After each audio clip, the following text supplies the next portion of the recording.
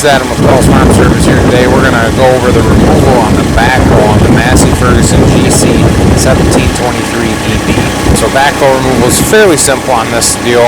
The biggest thing you want to make sure is when you start that this pin for the owner's manual, you leave that pin in lock so the boom can't swing around at all any which way. This pin down here, you want to make sure that it's pulled out of the locking mechanism for the big boom, because we want to be able to lower the boom up and down. So to start with, first we're going to bring our foot pads down. You want to get these so they're just on the ground, okay? You don't need to put any pressure on them or not, just so they're just touching the ground.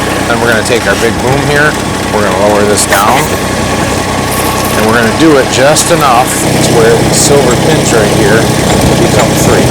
So once the silver pins are free, then it gets pinched. So you go in here, put your linch pin on the inside, pull the big pin out. And we're going to do the same thing on this side over here. So now that our big pins are out, we can relieve a little bit of pressure on the backhoe here to let this fall out. And we're going to start it back up.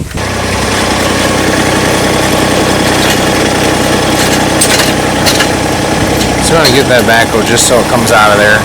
Then you're going to take your stabilizers here and push down on these to lift these up out of the cradle. There's a little cradle down in there, the U-shaped cradle. So now it's up and out of the cradle. So now we got to give ourselves a little space here. There's only a little bit of slack in them lines. So we're just going to pull forward just a little bit. Give us some working room right about there. Now for this step, anytime you're removing hydraulic lines and everything, you want to make sure you shut the tractor off so the constant loop pressure isn't going. So we're going to dig out our lines here. Start unhooking our backhoe lines. And they do have, on the ones on the backhoe, all color-coded, blue, red, yellow. Same thing here. Blue, red, yellow, and you see this one has yellow and blue.